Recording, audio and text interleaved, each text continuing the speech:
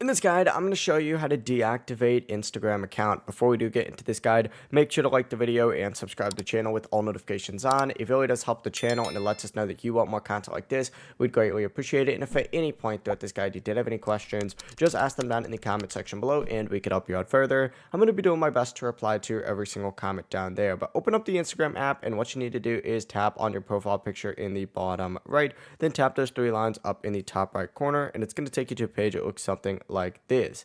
Go ahead and select Account Center up at the very top. Scroll down on here, you're going to see Manage Accounts. Open that up, and then you need to choose the Instagram account that you want to go ahead and deactivate. Let's just go and say it's going to be this top one. Select Manage on it just like so. It's going to redirect you to a page that looks like this. Select Deactivation or Deletion. Make sure you select Deactivate Account instead of Delete Account. Deleting will permanently remove it.